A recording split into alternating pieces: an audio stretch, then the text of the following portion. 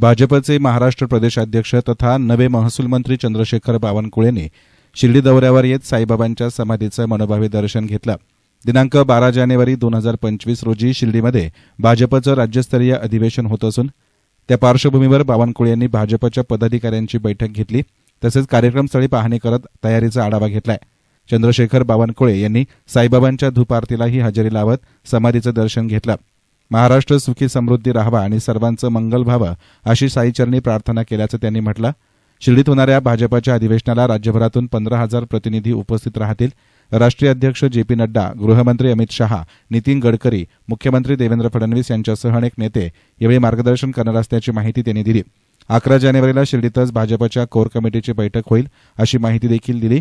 दरम्यान रेणापूर येथील मोर्चा आणि मुंडे भाऊ बहिणींच्या राजीनाम्याच्या मागणीवर बोलताना ते म्हणाले की सरकार कुणालाही सोडणार नाही असं मुख्यमंत्र्यांनी विधानसभेत सांगितलंय.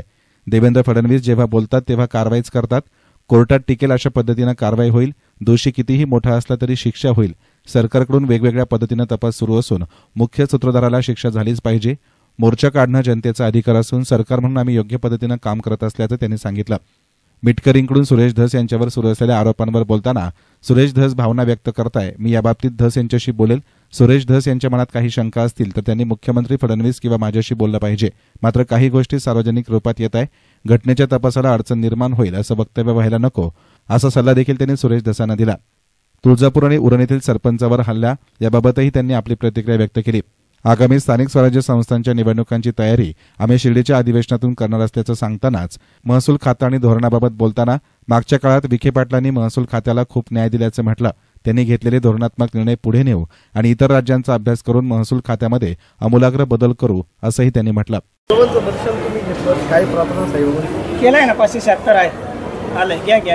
श्री सद्गुरू साईनाथ महाराजांचं मी दर्शन घेतलं आहे आणि आता धूप आरती सुद्धा मी त्या ठिकाणी आरती केली आहे. महाराष्ट्राला सुखी समृद्ध राहू दे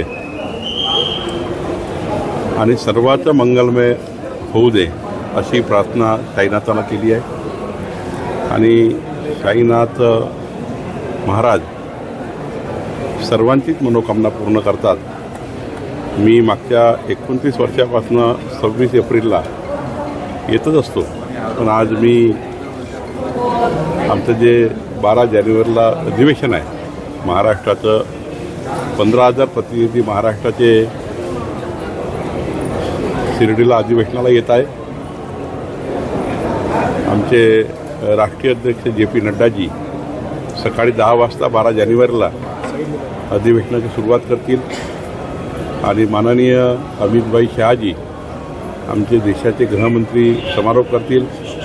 माननीय नितीन गडकरीजी, देवेंद्र फडणवीसजी आमचे मुख्यमंत्री हे सुद्धा अधिवेशनात राहणार आहेत.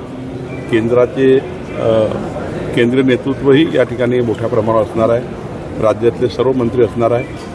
11 तारखेला एक दिवसापूर्वी राज्याच्या कोर ग्रुपची एक बैठक शिर्डीमध्ये होणार आहे. माननीय मुख्यमंत्री असणार आहेत. आम्ही सर्व असणार आहोत आणि महाराष्ट्राला जे आम्ही वचन दिलं आहे 14 कोटी जनतेला, महाराष्ट्राच्या जनतेला आम्ही सरकार येऊ दे असं म्हटलं. त्यांच्याकडनं त्यांना जे वचन आम्ही दिलं आहे ते वचनपूर्ती करण्याकरता या अधिवेशन शिर्डीचं अधिवेशन अत्यंत महत्त्वाचे ठरणार आहे. सर, आज स्वर्गीय पंतप्रधान माजी पंतप्रधान यांचं निधन झालं आहे. आज काय आपल्या भावना आहेत? मी सकाळीच आपल्या माध्यमातून आणि स्वतःही माजी पंतप्रधान या देशाचे अर्थतज्ञ ज्यांचं अर्थतज्ञ इतकं मजबूत होतं की आपल्या देशाला जे स्थैर्य मिळालं आणि पुढच्या काळातही आपला जो भारत देश मजबूत होणार आहे हे मनमोहन सिंगजीच्या अर्थतज्ञाच्या नीतीमुळे होणार आहे. आणि अशा माजी पंतप्रधानाचं त्या ठिकाणी दुःखद निधन झालं. मी श्रद्धांजली व्यक्त करतो आणि आम्ही सर्व लोक मनमोहन सिंगजी यांनी दिलेल्या, शेवटी ते जरी काँग्रेस पक्षाचे असले तरी प्रत्येक पक्षाच्या नेतृत्वाकडे काही ना काही चांगलं असतं. त्यातनं भारत देश पुढं कसा जाईल याचाही विचार आमची नेतृत्व आम्ही सर्व करू. मी त्यांना पुन्हा श्रद्धांजली व्यक्त करतो. मस्सोजोगचे सरपंच जे आहेत संतोष देशमुख यांची जी हत्या झाली त्याच्या निषेधार्थ आज रेणापूरमध्ये एक मोठा मोर्चा निघाला होता. त्यामध्ये वाल्मिक कराड यांना अटक करण्यासोबतच पंकजा मुंडे आणि धनंजय मुंडे यांचा राजीनामा देखील घ्या अशी मागणी करण्यात आली. नाही, या ठिकाणी जो कारवाईचा प्रश्न आहे, माननीय मुख्यमंत्री महोदयांनी 14 कोटी जनतेच्या सभागृहामध्ये, विधानसभेमध्ये आणि विधान परिषदेमध्ये काय काय कारवाई सरकार करतं आहे, कोणालाही सरकार सोडणार नाही, या पद्धतीचं देवेंद्रजींनी या महाराष्ट्राला सांगितलं आहे. मला वाटतं की देवेंद्रजी जेव्हा बोलतात तेव्हा पूर्णपणे यशस्वी कारवाई ते करतात आणि अशी कारवाई करतात की ते कोर्टातही टिकेल. कुठली कारवाई अशी नको जी पूर्ण तळास जाऊ नये. त्यामुळं त्यांनी जो विचार केला आहे या घटनेमध्ये तो अत्यंत शेवटच्या व्यक्तीला दोषी व्यक्तीला, जो दोषी असेल तो किती मोठा असेल त्याला त्या ठिकाणी शिक्षा होईल याकरता देवेंद्रजींनी खूप मोठा पुढाकार घेतला आहे. त्या प्रकारच्या वेगवेगळ्या पद्धतीचे तपास देवेंद्रजींनी आमच्या सरकारने सुरू केले आहेत. मला वाटतं की यातनं शेवटी आपल्या सर्वांची मागणी काय आहे की जो मुख्य सूत्रधार आहे, यामागे जे लोक आहेत त्यांना अंतिम शिक्षा झाली पाहिजे. तर आम्ही सर्वांच्या भावनाशी सहमत आहोत.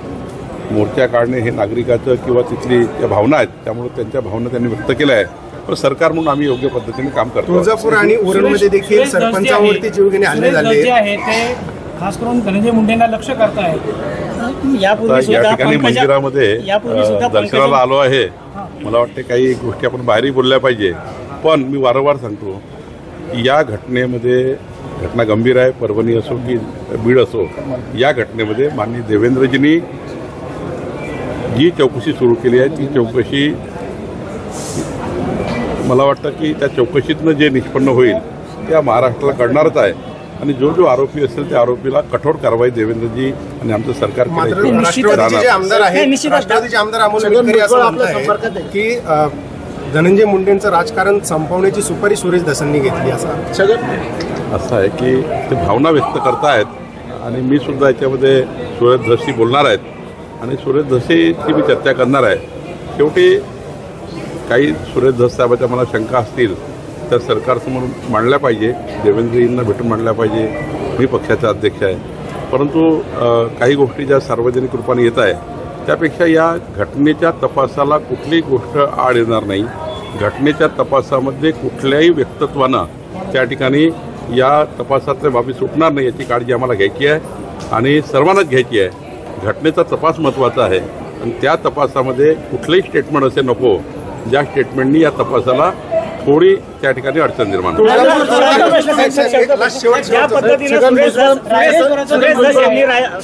पंकजा मुंडेंवर टीका केली, त्यानंतर त्यांनी आता धनंजय मुंडेंवर टीका करताय. भाजपचे ते आमदार आहेत, पक्षशिस्त म्हणून एक प्रदेशाध्यक्ष म्हणून त्या संदर्भात तुम्ही त्यांच्याशी काय बोलणार आहात? मी सुरेश धसशी बोलणार आहे. सुरेश धसांना मी हेही सांगणार आहे की तपासाच्या वेळी कोणत्याही पद्धतीचे असे स्टेटमेंट नको जे तपासामध्ये काही अडथळा निर्माण करेल, याकरता मी बोलणार आहे. मला असं वाटतं की तुळजापूर असेल, उरण असेल, या ठिकाणी देखील सरपंचांवर जीवघेणे हल्ले झालेत. कुठेतरी सरपंच आता असुरक्षित आहेत महाराष्ट्रामध्ये. नाही, मला वाटतं वेगवेगळ्या गुन्ह्यामध्ये वेगवेगळी पार्श्वभूमी असतं. त्या गुन्ह्याची पार्श्वभूमी तपासून त्या ठिकाणी सरकार काम करेल आणि कठोर शासन आहे. तुम्ही निश्चिंत राहा. देवेंद्रजींनी त्या ठिकाणी कठोर शासन स्वीकारलेलं आहे. या घटनामध्ये निश्चितपणे यातून कोणी सुटणार नाही याची काळजी सरकार. 12 तारखेला जे अधिवेशन होतं महाराष्ट्र प्रदेशमध्ये काही बदल अपेक्षित संकेत आहेत? हे अधिवेशन शिर्डीला व्हावं अशी महाराष्ट्राची इच्छा होती, आमच्या पार्टीची इच्छा होती आणि या अधिवेशनातनं महाराष्ट्राच्या 14 कोटी जनतेच्या विकासाचं जे आमचं लक्ष आहे, डबल इंजिन सरकार देशामध्ये आहे, केंद्रातलं सरकार आहे, राज्यातलं सरकार आहे. आम्ही असे ठराव काही पारित करणार आहोत जे महाराष्ट्राच्या जनतेच्या विकासाचे आहेत, महाराष्ट्राच्या विकासाचे आहेत. भारतीय जनता पार्टी म्हणून, पक्ष म्हणून सरकारकडे ज्या काही आमच्या मागण्या आहेत, पक्ष म्हणून सरकारला जी काही आमच्या भूमिका आहेत त्याही मांडणार आहोत. आणि मला वाटतं दोन्ही सरकारं, केंद्र सरकार, राज्य सरकार, हे दोन्ही सत्तेमध्ये असल्यामुळं आमची पक्षाची भूमिका महत्त्वाची आहे आणि ती भूमिका आम्ही मांडणार आहोत.